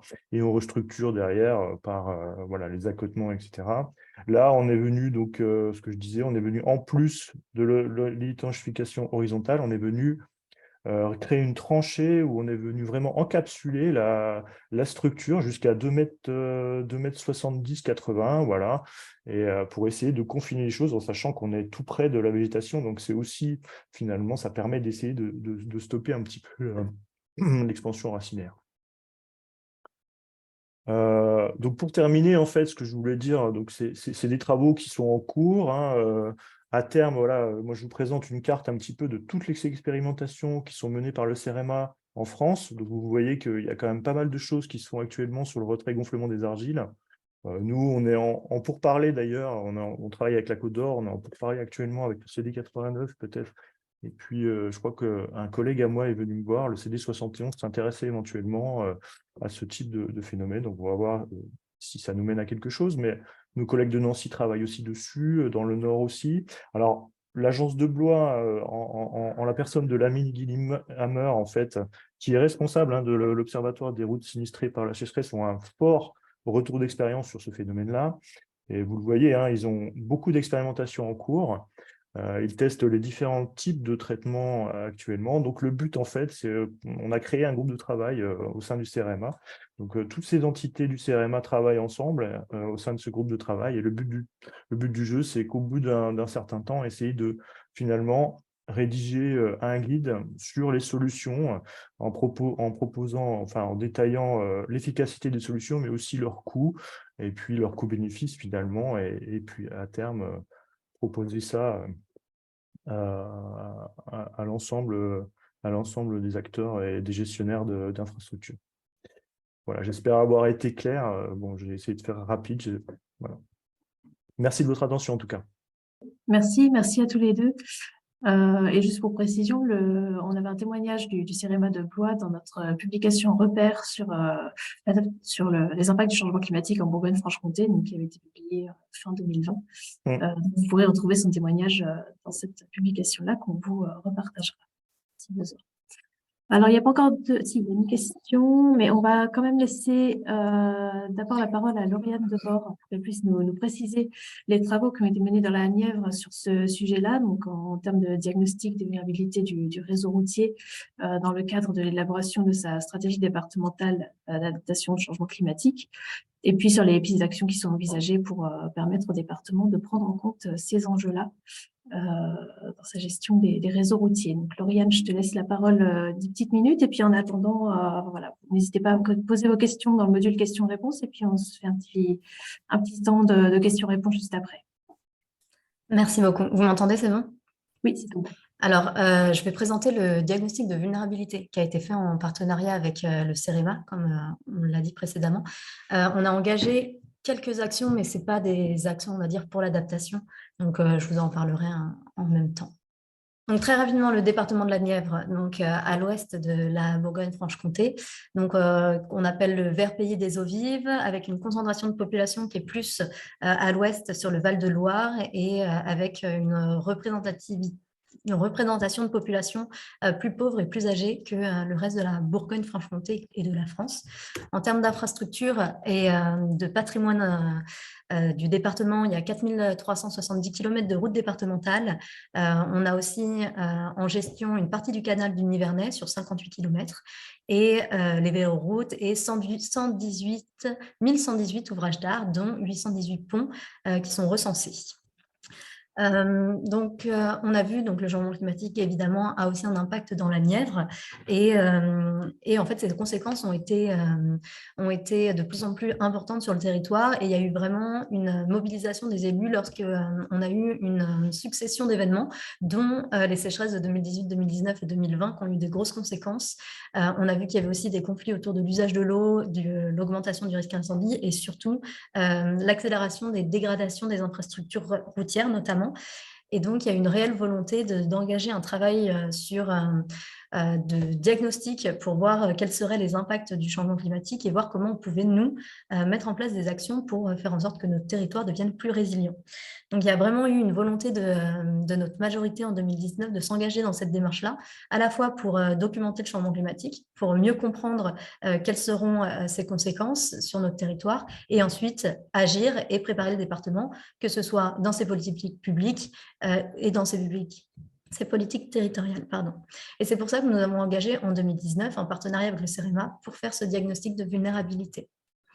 Donc concrètement, il a été identifié qu'il y aura 3 gros enjeux sur les infrastructures routières de la Nièvre, avec notamment l'évolution des événements climatiques extrêmes, donc tout ce qui va être tempête, mouvement de terrain, inondation, la variation du chaud-froid avec des variations de température et surtout le cycle de gel-dégel, comme on l'a précédemment cité, et évidemment un gros souci avec l'intensification des sécheresses et le risque de retrait-gonflement d'argile.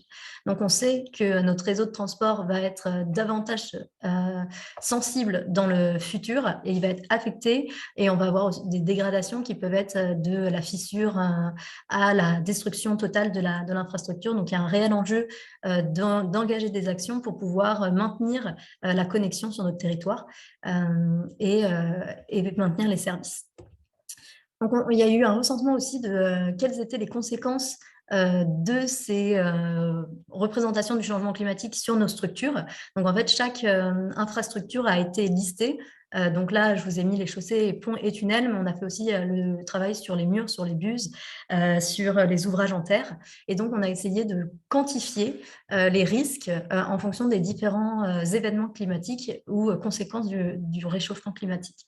Et donc, ça nous permet en fait de voir quels seront les impacts et quelle urgence il y aura à agir sur ces éléments-là. Donc, on a décidé de faire le diagnostic de vulnérabilité sur notre infrastructure selon 3 approches, en étudiant la sensibilité des infrastructures liées au risque feu de forêt et avec notamment la proximité de la forêt, la sensibilité des infrastructures au risque inondation et au mouvement de sol et retrait-gonflement d'argile. Donc, le CEREMA, justement, a réalisé ces cartographies pour mettre en évidence les secteurs qui seront le plus impactés par la sensibilité à la proximité de la forêt. Et en fait, on se rend compte qu'il y a une réelle augmentation du risque lié à l'incendie, au risque incendie. Et donc, on a des secteurs qui vont être très perturbés par ça. Et on voit que notamment dans le Morvan, on a vraiment une augmentation de ce risque par 5, puisqu'il était presque nul actuellement. Et donc là, on va en fait avoir un réel enjeu dans le Morvan dans les prochaines années. Et évidemment, on aura l'enjeu cycle gel-dégel, sauf qu'on a pas mal de difficultés à quantifier ce phénomène. Donc, c'est aussi quelque chose qu'on devra prendre en compte dans nos projets. Vous pouvez voir que, par exemple, on a 211 km de routes qui vont être impactés, etc., etc. Sur la sensibilité liée au risque d'inondation, donc sans trop de surprise, on sait surtout le Val-de-Loire qui va être impacté et on va avoir, pareil, des sensibilités au risque d'inondation, mais on va devoir appuyer et renforcer les diagnostics pour voir réellement ce que ça va entraîner sur nos infrastructures. Là, c'était un premier échelon, mais pour savoir quels seront les impacts sur les structures notamment, il va falloir qu'on pousse un peu les études pour pallier aux soucis potentiels. Et sur le plus important dans la Nièvre, c'est la sensibilité au retrait-gonflement d'argile et au mouvement de terrain. Donc, en fait, on se rend compte que presque l'intégralité de nos infrastructures vont être touchées par cet enjeu-là. Et on s'en rend compte qu'on a des secteurs qui vont être très, très impactés, notamment au nord de Cône, avec la N7, qui est un axe qui est quand même assez emprunté et qui va vraiment être déstabilisé par ces phénomènes-là. Donc, en fait, on a vraiment des impacts qui sont déjà visibles et qui vont s'intensifier dans le futur. Et ça va de la dégradation, on va dire, fissure, à vraiment l'effondrement de la route. Donc, c'est aussi des études à pousser pour voir comment les structures réagissent. Et ensuite, là, je vous ai mis la carte conclusion des différentes études de sensibilité qui ont été réalisées sur les infrastructures et qui permet en fait de voir les secteurs qui cumulent des enjeux, des risques, des sensibilités. Et en fait, on se rend compte que nous, on a 5 secteurs en particulier qui sont dangereux et sur lesquels on va devoir vraiment prendre en compte le changement climatique et mettre en place des actions. Voilà. Donc, on voit que le changement climatique a des conséquences. On a une nécessité à s'adapter pour, comme je vous ai dit, maintenir les dessertes et les accès, améliorer la résistance du territoire et aussi optimiser les investissements, puisque, comme on l'a dit aussi, ce sont des coûts assez importants. Donc, en fait, on a le CEREMA, dans son diagnostic de vulnérabilité, a mis en évidence des actions qui pouvaient être mises en place pour pallier à chaque conséquences du changement climatique. Et donc là, je vous en ai mis sur trois thématiques, sur les températures élevées. Donc, la végétalisation des bords de route est une des solutions. Donc, le département s'est engagé dans un travail avec la SAFER pour préempter des espaces supplémentaires sur les bords de route départementales pour pouvoir planter de nouveaux arbres à une distance assez importante pour pouvoir ne pas impacter la structure des routes, mais permettre l'ombrage de la chaussée. On a aussi un travail sur favoriser des revêtements qui sont plus résistants aux fortes chaleurs. Donc là, c'est aussi une réflexion qui est en cours pour pouvoir, lors de la restauration, rénovation des chaussées, changer les enduits superficiels par des enrobés. Et ensuite, évidemment, il y a aussi on met en place et il y a à chaque réflexion de chaussée, il y a une réflexion sur le dimensionnement des joints de chaussée pour prendre en compte la valeur, les températures actuelles et futures. Donc ça, ce sont des actions qui sont déjà mises en place. Ensuite, les actions sur les inondations, on doit pousser les études pour voir vraiment les secteurs qui seront impactés. Et donc, l'idée, c'est de prévoir des itinéraires de déviation pour pouvoir maintenir l'accès aux zones qui pourraient être impactées par les inondations. Il y a aussi l'entretien des bus qui est évidemment fait, mais qui est intégré avec la dimension changement climatique et évidemment la vérification du risque d'affouillement des ouvrages d'art et les plans de reconstruction. Donc ça, c'est des actions qui sont en réflexion. et sur les actions à mettre en place sur le risque, mouvement de terrain, retrait, gonflement d'argile.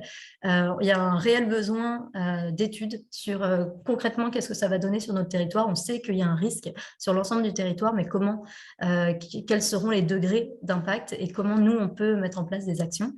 Donc, évidemment, on pourrait améliorer le drainage en amont des sites sensibles, prévoir des purges des sols argilineux et conforter les ouvrages grâce à des micropieux. Donc ça, c'est des idées d'action qui sont en réflexion pour pallier à ces risques-là. Voilà, je crois que j'ai tenu mes 10 minutes. Parfait. Merci beaucoup, Lauriane, pour ce témoignage qui vient bien compléter les actions présentées par le CEREMA juste avant. Alors, on a une petite question pour le CEREMA, justement. Est-ce que vous avez une vision des actions et des expérimentations qui sont menées par d'autres acteurs, donc sans suivi CEREMA spécifique? Donc, est-ce que vous avez une veille plus large sur ce sujet-là? C'est une question qui est posée par Jérôme Larrivé de la DREAL.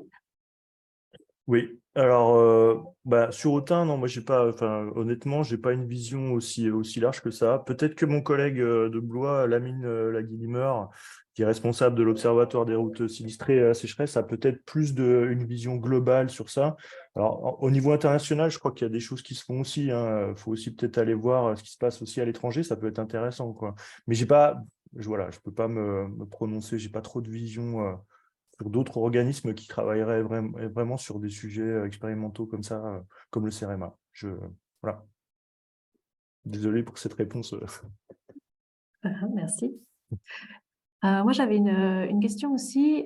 Lauriane a abordé le risque de feux de forêt en bordure de route. Est-ce que c'est quelque chose que vous voyez un petit peu de plus en plus dans nos régions? Parce qu'habituellement, c'est un risque qui était plutôt identifié dans les régions du Sud, j'imagine. Est-ce que c'est un élément que vous prenez en compte, du coup, de manière plus automatique dans vos diagnostics? Alors, d'une manière générale, oui, ça fait partie, en fait, lorsque les diagnostics qu'on réalise, on les réalise, on vient évaluer en fait, tout un panel d'aléas qui est déjà prédéfini pour lequel l'infrastructure peut être plus ou moins sujette. Ensuite, on vient ordonner ces aléas et puis le risque, l'impact que ça peut avoir en fonction des régions et des rencontres.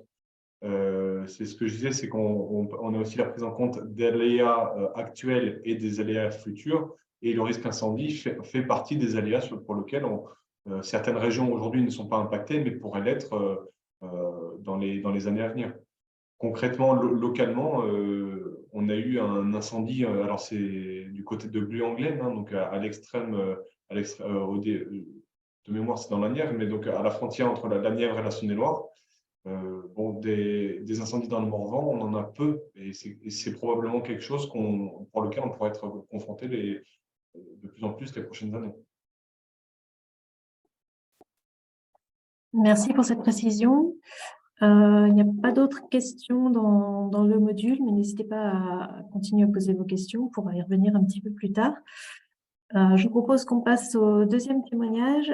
Je vais repartager mon diapo.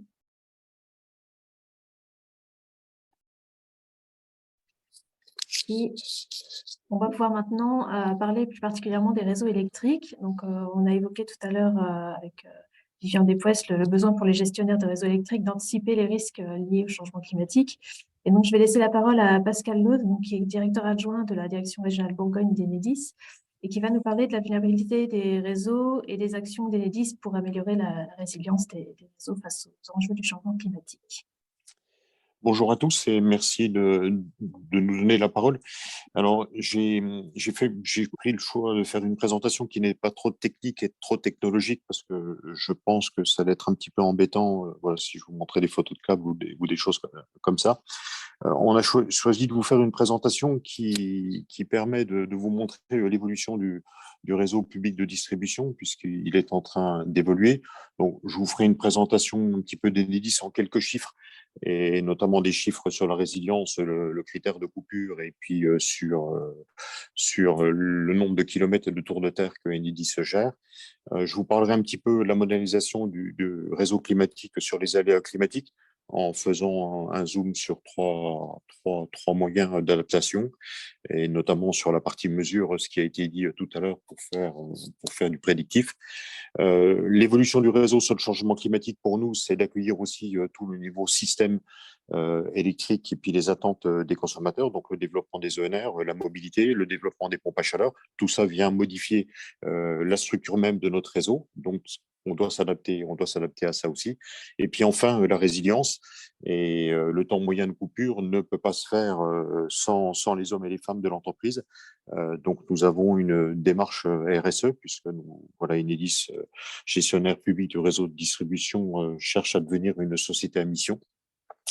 Et donc, on embarque les hommes et les femmes dans cette résilience du réseau. Donc, je vous ferai un petit zoom à la fin.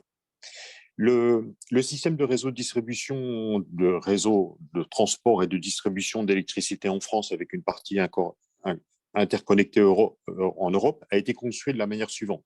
De la production et la fourniture d'électricité, deux systèmes qui sont en concurrence. Et puis, entre les deux, le transport, donc RTE qui assure le transport très haute tension à partir des actifs de production, et puis le réseau de distribution d'Enedis qui porte son nom, qui vient distribuer avec de la moyenne tension, essentiellement du 20 000 volts. Voilà, on a en exploitation aussi un petit peu de 63 000 volts, et encore dans quelques endroits, mais ça a une tendance à disparaître, du 15 000 volts. Et puis après, on vient redescendre ça en basse tension pour aller jusqu'au comptage et à l'usage. Le réseau de distribution, il a été ainsi fait. Donc, face à ça, Enedis, on doit s'adapter au changement climatique en innovant et en travaillant sur la modélisation du réseau, soit lié au développement, soit par enfouissement, ou soit en maintenant de l'aérien pour diverses raisons que j'évoquerai tout à l'heure. Donc, on doit moderniser notre réseau, mais aussi on doit s'adapter aux nouvelles attentes du client et aux nouveaux enjeux de la transition énergétique et écologique en accueillant des nouveaux actifs d'ENR qui viennent sur notre réseau, qui n'était pas prévu pour ça, parce que le réseau de distribution est un réseau qui était prévu pour travailler dans un seul sens, production, transport, distribution, fourniture. Et aujourd'hui, le réseau de distribution, par l'arrivée de ces nouveaux actifs de production d'énergie renouvelable, doit permettre la circulation dans les deux sens. Donc ça aussi, en plus de l'adaptation du changement climatique, on doit s'adapter à ça. Sachez quand même que dans la région Bourgogne-Franche-Comté, 96% des énergies renouvelables sont raccordées sur le réseau de distribution d'Enedis. Donc, je vais essayer de vous parler de l'amélioration de la résilience du réseau électrique avec trois zooms. La croissance du réseau électrique, le défi auquel on doit faire face, qui va nous amener aussi à moderniser notre réseau parce qu'il va être saturé en quantité d'électrons qu'on va véhiculer sur notre réseau. Et puis, la gestion dynamique du réseau aussi, qui sera portée par le réseau de distribution, puisqu'on devra faire l'équilibre entre le transport et puis les nouveaux systèmes qui viennent soutirer ou s'injecter sur le réseau. On peut passer au slide d'après. Quelques chiffres. Enedis, c'est 1,4 million de lignes électriques, juste 1,4 million de lignes électriques. C'est 35 fois le tour de la Terre. Par an, tous les 3 ans ou tous les 2-3 ans, en fonction de ce qui va se passer sur le développement des énergies renouvelables, on va rajouter un tour de Terre. Donc ça, c'est relativement important. Il y a la modernisation de notre réseau, mais il y a un développement de notre réseau. Deux critères qui sont importants en haut à gauche, c'est la disponibilité de l'électricité sur l'ensemble de l'année, 99,99%. Et puis le petit 55 minutes, c'est ce qui vient mesurer la résilience de notre réseau, c'est le taux de coupure. 56 minutes, c'est le moyen de coupure par habitant et par an en France. Il est un petit peu plus élevé en région Bourgogne-Franche-Comté, dû aux aléas climatiques, où on est aux alentours de 60 minutes. Ce taux de coupure, il est contractuel. C'est-à-dire dans les contrats de concession avec les AODE, donc les autorités organisatrices distribution du réseau électrique, on a un contrat de concession avec eux puisqu'Enedis en est l'exploitant. On a un critère sur lequel on s'engage sur la résilience du réseau, qui est ce taux de coupure, qui est contractuel avec eux, et puis qui est suivi aussi par la CRE. Donc cet indicateur, pour nous, il est important, puisque c'est ça qui vient mesurer la résilience du réseau. Un chiffre en dessous, 2344 postes sources, ça c'est les postes sources, c'est ce qui fait la liaison entre le réseau de transport électrique, donc RTE, et nous, Enedis. 19 nouveaux en 2021, on n'a pas les chiffres de 2022, mais c'est à peu près x2. avec un poste sur 2 qui est dédié à l'accueil des énergies renouvelables. Donc ça, voilà, c'est important aussi, puisque la modernisation du réseau de distribution passe aussi par le développement et la modernisation des postes sources, et puis après, derrière, sur les lignes très haute tension du côté RTE. On peut passer au slide d'après. Un petit chiffre en haut, 500 personnes. Notre réseau de distribution, on l'a modernisé, mais surtout, il est numérique. On a 500 personnes qui travaillent sur le réseau HTA en temps réel, c'est-à-dire qu'on surveille dans nos agences de conduite de réseau, on en a 30 en France, une sur la région Bourgogne-Franche-Comté, qui vient piloter le réseau en temps réel, c'est-à-dire qu'on vient mesurer l'ensemble des incidents qu'il y a sur le réseau, un arbre qui est venu tomber sur la ligne, voilà, ou des inondations. Donc, on vient le mesurer en permanence par le bouclage de notre réseau. Ces opérateurs sont capables, en quelques minutes, d'identifier le lieu de la panne, de reprendre un autre départ si c'est un réseau bouclé, mais surtout, ils sont capables d'aiguiller nos équipes pour savoir où est l'incident, pour intervenir le plus vite possible. Et on a la même chose sur le réseau basse tension. Quelques chiffres aussi sur l'investissement sur le réseau. 4,4 milliards en 2021 d'investissement, 20%, entre 20 et 25% sur la modernisation du réseau, sur la résilience, pour travailler sur le taux de coupure. Et puis, les projections d'investissement, à la fois sur la modernisation et sur le développement du réseau, 61 milliards dans les 12 ans qui viennent maintenant, d'ici 2035. Donc, on doit faire face à ce double défi, à ce défi de modernisation du réseau pour s'adapter aux aléas climatiques, mais aussi au développement du réseau pour accueillir les nouveaux actifs. Quelques chiffres sur la direction pour la région Bourgogne-Franche-Comté. On peut passer au slide d'après. Région Bourgogne-Franche-Comté, c'est 83 000 km de lignes électriques que Enedis a en exploitation. Ça va être à peu près un peu plus de 1000 à 1200 km en plus par an par rapport aux évolutions. La moitié en basse tension, la moitié en HTA. Et puis, quand vous regardez la partie en aérien, 50 000 km du réseau aérien, donc vulnérable aux tempêtes, et puis 33 000 km de réseau souterrain, lui vulnérable au réchauffement climatique du fait de l'augmentation des températures, notamment au niveau des blocs de jonction, quand on va faire des jonctions entre différents câbles. Et puis, surtout, un réseau souterrain qui a été dimensionné pour accueillir certaines puissances, et avec le développement des nouveaux usages en soutirage, comme la mobilité ou l'injection à travers les ENR, c'est un réseau qui arrive aussi à ses limites et qui surchauffe aussi. Donc, on doit le moderniser et l'adapter par rapport à l'ensemble de ces usages. Deux chiffres.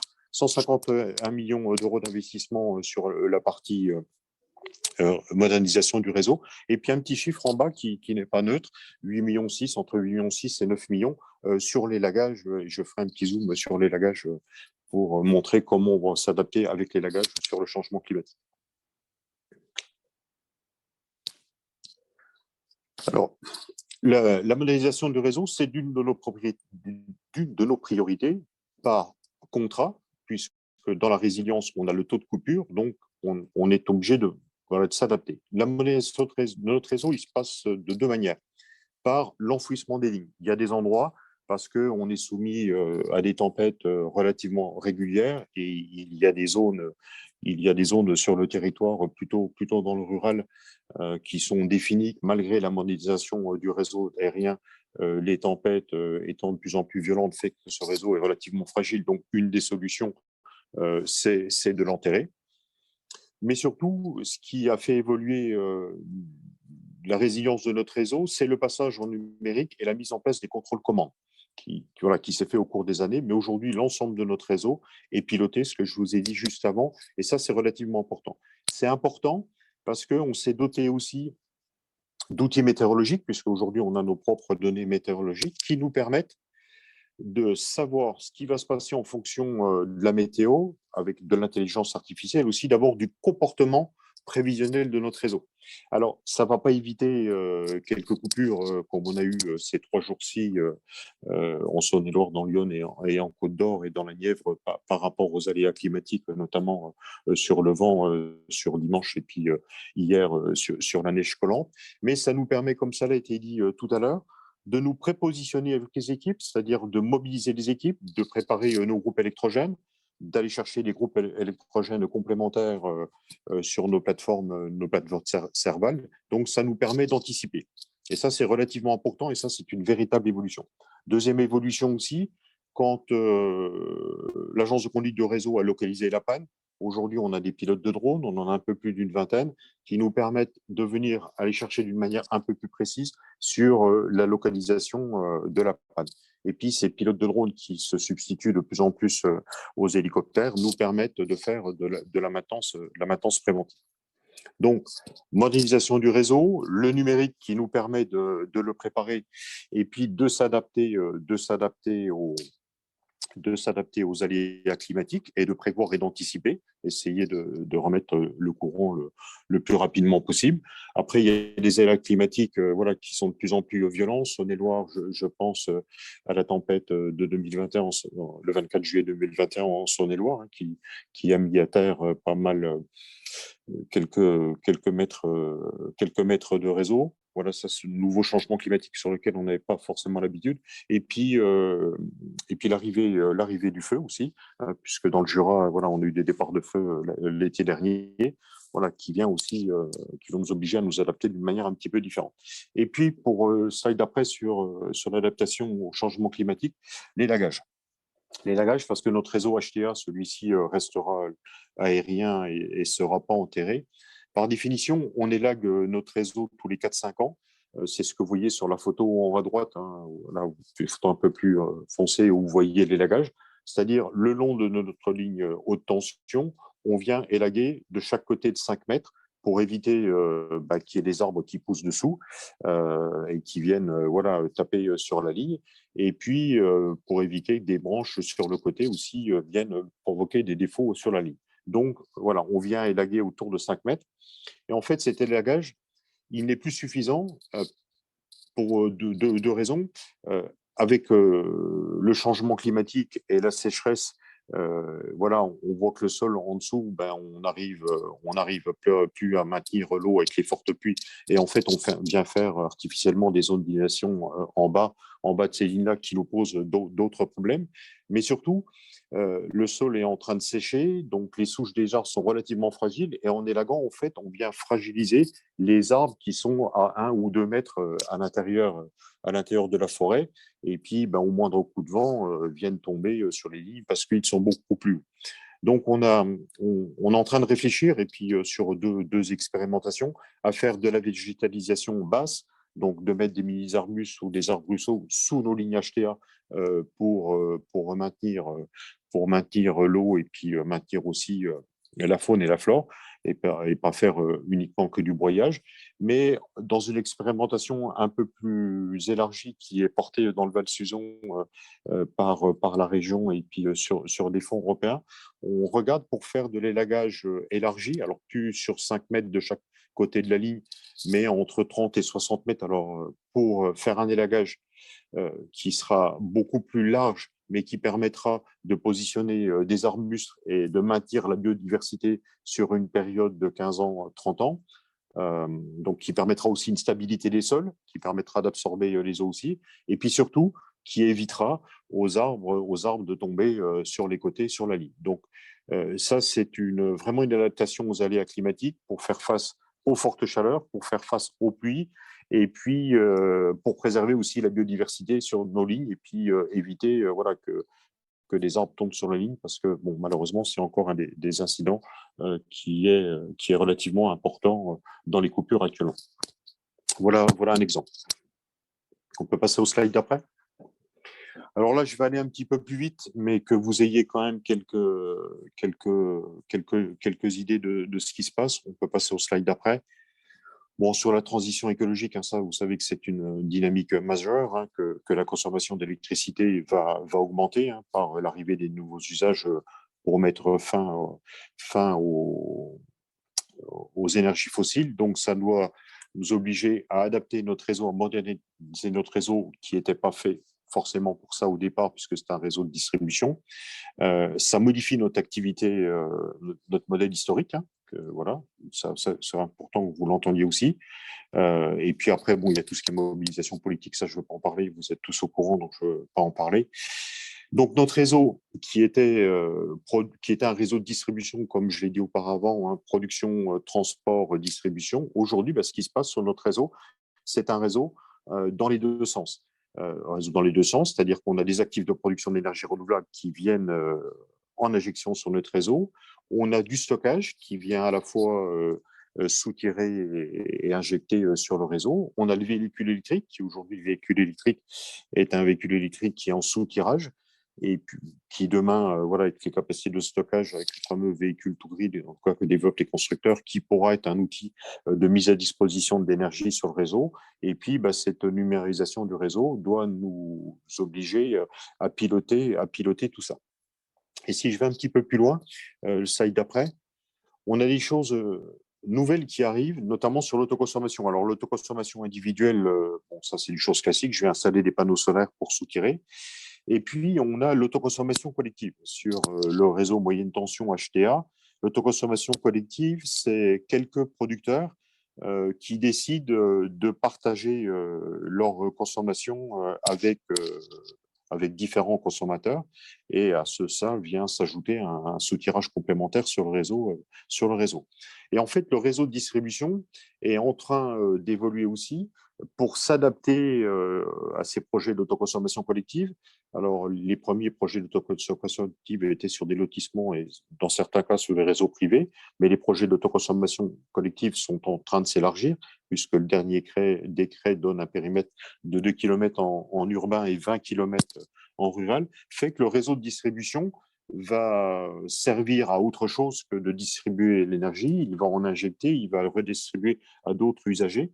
Donc, ce que je disais en introduction, ça, c'est l'évolution des attentes des clients, voilà, fait qu'on est obligé de moderniser et d'adapter notre réseau aux aléas climatiques pour répondre aussi aux nouvelles attentes. On va poursuivre un petit peu après.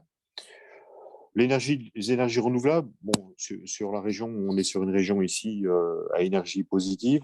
Voilà, quelques chiffres, hein, l'évolution du solaire, vous voyez que on fait une évolution, voilà, qui est relativement importante en chiffres. Donc, ça a deux impacts. Hein, ça a deux impacts. Ça nous oblige à adapter. Donc, ça, l'évolution des énergies renouvelables, c'est bien une adaptation du comportement de chacun face aux aléas climatiques. Chacun veut produire son énergie en local. Donc, ça nous oblige à développer du réseau, mais ça nous oblige à moderniser notre réseau, puisque le réseau existant est de plus en plus, on a de plus en plus de demandes. Donc, il faut qu'on le modernise. Donc, en développant les nouveaux actifs de production, à la fois en soutirage, en injection, ça nous oblige inévitablement de moderniser notre réseau et de faire des nouveaux choix technologiques. Ce qu'il faut que vous entendiez par ça, c'est que la transformation de nos modes de consommation, l'arrivée des nouveaux actifs de production fait que notre réseau qui avait été construit il y a quelques années pour distribuer de l'énergie dans un seul sens, aujourd'hui, comme on est dans les deux sens, en fait, on profite aussi de ce développement de réseau pour moderniser notre réseau et l'adapter aux aléas climatiques. On peut passer au slide d'après. Le développement de la mobilité, ce n'est qu'un début.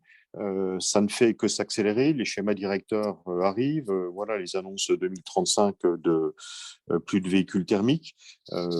Par décret, l'évolution du réseau aussi en résidentiel collectif, puisque par décret, Enedis mettra en place le réseau pour alimenter des bandes de recharge sur les parkings, qu'ils soient en souterrain ou en extérieur. Principe des colonnes pas montantes, mais colonnes horizontales. Donc là aussi, il va nous obliger à adapter notre réseau et puis à le rendre fiable.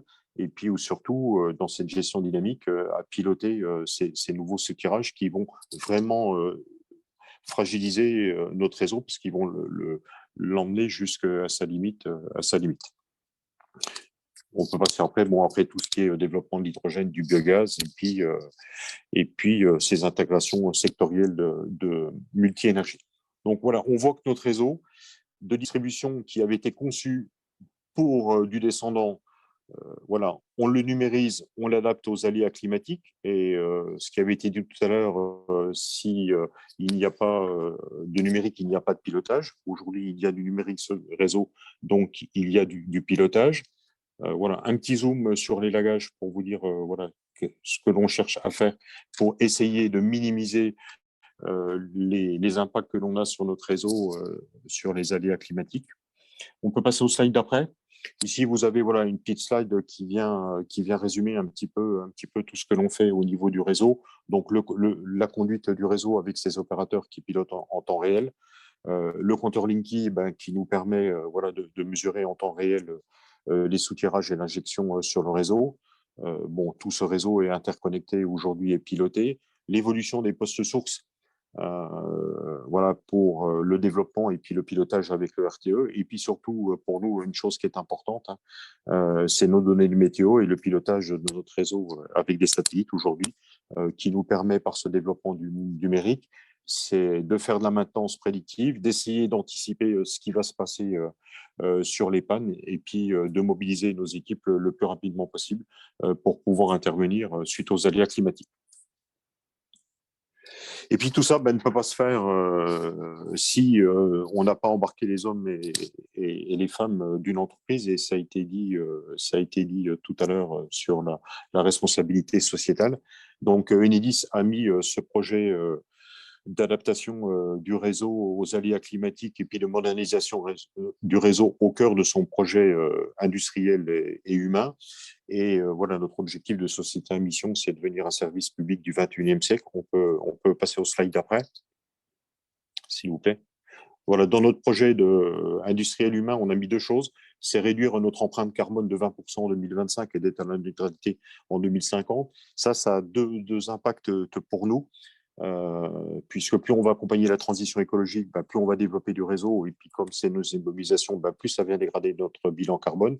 Donc c'est comment moderniser et développer notre réseau en trouvant le bon matériel qui va permettre de s'adapter aux aléas climatiques. Et la bonne technologie, est-ce que c'est préférable de faire de l'aérien ou de faire du souterrain? Ça n'a pas le même impact carbone dans nos choix. Alors, on doit faire face à un double critère de choix, un critère de choix sur les aléas climatiques, mais un critère de choix sur la technologie pour diminuer notre bilan carbone. Des critères de choix aussi, parfois, quand on fait de la rénovation programmée, est-ce qu'on rénove 2 km de la ligne qui est en aérien ou les 10 km de ligne? Donc, est-ce qu'on refait une ligne complètement neuve? Ça aussi, ça va dépendre de la nouvelle évolution des actifs de production. Donc, vous voyez, donc ces choix, qu'ils soient pour de la rénovation ou du neuf, sont dictés par ce bilan carbone. Et puis aussi, dans le projet industriel humain, il y a rétablir 90% des clients en 48 heures. Alors, on essaie de mettre des groupes électrogènes le plus rapidement possible, voilà, pour compenser la panne liée au réseau qui est tombé. Et puis après, l'engagement qu'on a pris, c'est de rétablir le réseau sous 48 heures au plus tard. On peut passer au slide d'après. Et puis, dans notre projet de responsabilité sociétale d'entreprise, qu'il y a à la fois la performance économique, industrielle et puis l'engagement des salariés, il y a toute une ambition autour d'un impact positif pour la planète, où on va la neutralité carbone, je ne veux pas y revenir, la sobriété énergétique, donc le numérique nous permet de mettre à disposition de la donnée, mais surtout, on a deux choses qui sont importantes pour nous, c'est adapter nos ouvrages aux activités de changement climatique. Bon, je vous l'ai montré à travers deux exemples tout à l'heure, mais en même temps qu'on adapte nos ouvrages au changement climatique et qu'on vient chercher la neutralité carbone, on essaye d'agir pour la biodiversité, d'où l'exemple sur les lagages et la végétalisation basse. Voilà en quelques mots tout ce que Enedis fait d'une manière peut-être simple et pas trop technique sur notre adaptation au changement climatique. Merci beaucoup pour tous ces éléments. Il y a eu plusieurs questions. Je regarde ça. Est-ce que le stockage d'électricité fait aussi partie d'une modernisation du réseau de distribution? Le stockage en fera partie, puisque voilà, de stocker à certains endroits nous permettra de réinjecter et évitera sûrement de retirer des kilomètres de câbles pour venir amener un nouvel actif de production. En fait, ce qui est en train de se passer sur le réseau de distribution, c'est que notre système électrique français, qui était de la production aux consommateurs, aujourd'hui, la production et la distribution et le transport se passent au niveau du réseau de distribution. Donc, le stockage fera sûrement partie des choses qui permettront, déjà sur les groupes électrogènes zéro émission, avec du stockage hydrogène, par exemple, nous permettra de répondre à certains aléas climatiques. Voilà, toutes ces choses-là. Alors, on est au premier balbutiement. Hein. Les premiers essais de stockage sont faits sur le réseau RTE. On va faire des essais de stockage court et long, batterie et hydrogène, à travers le projet de l'AMI Ville Durable de Belfort, hein, sur la zone du Technome, dans lequel Enedis est partenaire, qui va nous permettre de stocker le stockage et de regarder le comportement que ça a sur du réseau, notamment sur du réseau urbain. D'accord. On a une deuxième question. Pourriez-vous, s'il vous plaît, préciser le décret évoqué sur les périmètres d'autoconsommation?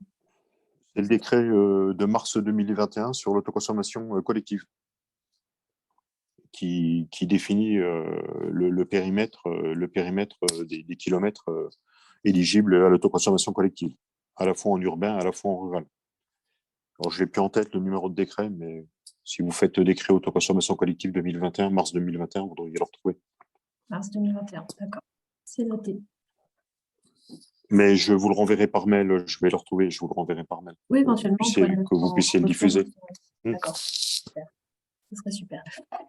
Et bien, écoutez, je ne vois pas d'autres questions. Donc, on va pouvoir bientôt clôturer ce webinaire.